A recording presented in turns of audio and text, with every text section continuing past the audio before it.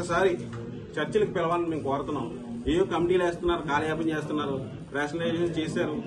అది ఏ కమిటీలు నిర్ణయం ప్రకారం చేశారో తెలీదు, ఏ ఉద్యోగుల అభిష్టం మేరకు చేశారో తెలీదు. దానివల్ల ప్రజలకు ఎంత ఉపయోగకరమో తెలియదు. కానీ ఈరోజు 30,000 మంది ఉద్యోగులు వాళ్ళ భవిష్యత్తు ప్రశ్నార్థకంగా మారింది. కాబట్టి ప్రభుత్వం ఒక్కసారి చర్చలకు పిలిచి మాట్లాడాలని మేము కోరుతున్నాము. లేని పక్షంలో మేము మా నిరసన తెలియజేస్తాం. మా డిమాండ్ల కోసం మేము పోరాటం అనేది ఖచ్చితంగా చేస్తాం. ఆ పోరాటం ఎంతవరకు వెళ్తుంది అనేది ప్రభుత్వమే నిర్ణయించుకోవాలది. కానీ ఎట్టి పరిస్థితుల్లో మాత్రం ఈ పోరాటం ఆగేది లేదు. ఎందుకంటే మా హక్కులు మేము కాపాడుకుంటాం.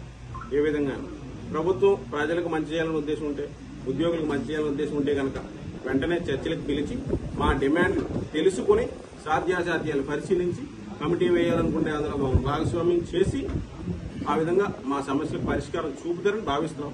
లేని పక్షంలో అది మీ నిర్ణయానికి వదిలేస్తున్నాం. మేము పోరాడాలా, మా నిరసన తెలియజేయాలా, మాకు మంచి భవిష్యత్తును మీరు ఇస్తారా అనేది మేము మీకే వదిలిపెడుతున్నాం. సీఎం గారి మీద మాకు అపారమైన నమ్మకం ఉంది. ఎందుకంటే అనుభవం గల సీఎం గారు 40 ఏళ్లు ఉన్నారు. ప్రజలకి, ఉద్యోగులకి ఎంతో మేలు చేశారు. మాకు మేలు చేయడం అనేది మీకు పెద్ద విషయం కాదు.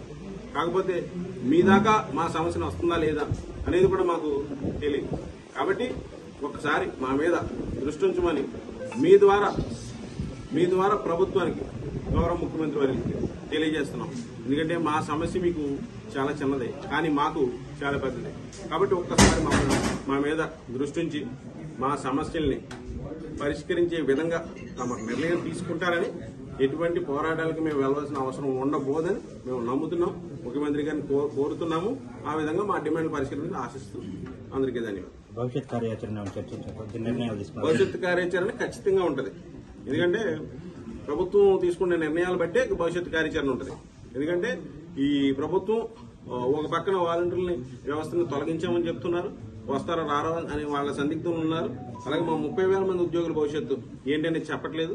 కాబట్టి ఆ విషయాలు గవర్నమెంట్ కనుక చెప్తే కనుక దాన్ని బట్టి భవిష్యత్తు కార్యాచరణ ఉంటుంది. మేము వాలంటీర్ల విధులు చేయడానికి మాత్రం మాకు ఎటువంటి ఇష్టమో లేదు. మేము ప్రజలకు సేవ చేస్తాం, కానీ వాలంటీర్ విధులు కానీ సర్వేలు కానీ ఇవి చేయమండి. ఈ సభ ద్వారా తెలియజేస్తుంది ఏంటంటే, ఒక నెల రోజుల వ్యవధిలో కనుక ప్రభుత్వం స్పందిస్తే, లేదు అని అంటే స్పందించకపోతే కనుక కాలయాపన చేస్తూనే గడిపితే ఖచ్చితంగా చలో విజయవాడ లాంటి కార్యక్రమాలు కూడా చేపడటానికి సిద్ధమని చెప్పి మేము తెలియజేస్తాం.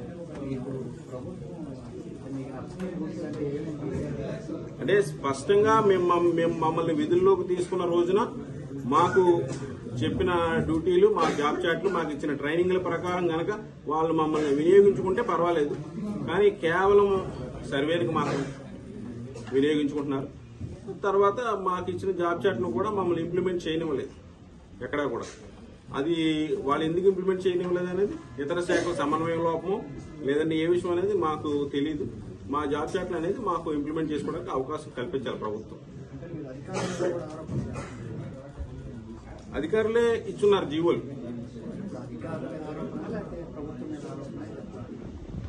అధికారులు, ప్రభుత్వం రెండూ కూడా ఇందులో భాగస్వాములే. ఎందుకంటే ఉద్దేశం మంచిదై ఉండొచ్చు, కానీ ఆచరణకి నోచుకోవట్లేదు కదా. కాబట్టి మా ఆచరణ కూడా వాళ్ళు చూడాలని మేము కోరుతున్నాం. ఎందుకు 6 సంవత్సరాల నుంచి ఈరోజు వార్డ్ వెల్ఫేర్ డెవలప్మెంట్ సెక్రటరీస్ కానివ్వండి, లేకపోతే వేరే సెక్రటరీస్ కానివ్వండి, వాళ్ళకి నిర్వర్తించవలసిన విధుల్లో ప్రాథమిక విధులు ఉన్నాయి. ఆ ప్రాథమిక విధులు కూడా వాళ్ళు నెరవేర్చడానికి ఆ ప్రభుత్వం సహకరించలేదు. మరి దాన్ని ఏ విధంగా చూడాలన్నది ప్రజలే నిర్ణయించుకోవాలి. ఎందుకంటే మేము వచ్చిన జాబ్ చాట్ని, మాకు ఇచ్చిన జాబ్ చాట్ని, మాకు ఇచ్చిన ట్రైనింగ్ ని కూడా వాళ్ళు వినియోగించుకోకపోతే అలాగే సర్వేల కోసం, కేవలం సర్వేల కోసం వినియోగించుకుంటామని అంటే అది ఎంతవరకు సవ్వమని మేము ప్రశ్నిస్తాం. ట్రాన్స్ఫర్ ఆ నిబంధన పెట్టున్నారు. సొంత మండలాల్లో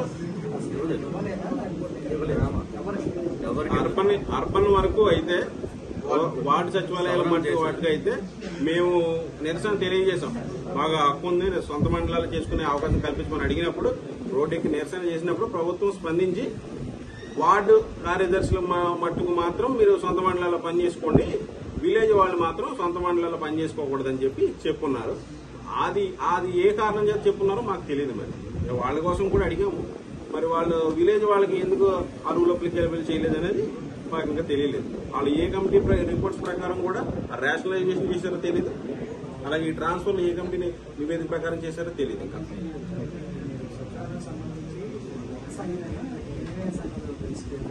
ఇది జేఏసీ అండి, ఇది జాయింట్ యాక్షన్ కమిటీ. ఇది ఎందుకోసం ఏర్పడిందంటే ఈ వాలంటీర్ విధులు అనేవి మా మీద బలవంతంగా రుద్దటం, డోర్ టు డోర్ సర్వేలు కానీ మాకు భవిష్యత్తు లేకుండా చేసే ఆలోచనలో ఈ ప్రభుత్వ చర్యలు ఉండటం వల్ల మేము ఈ జాయింట్ యాక్షన్ కమిటీ ద్వారా మా నిరసన తెలియజేసి మా హక్కుల్ని మేము పొందడానికి, మా ప్రమోషన్ మేము పొందడానికి మేము ప్రయత్నం చేస్తాం.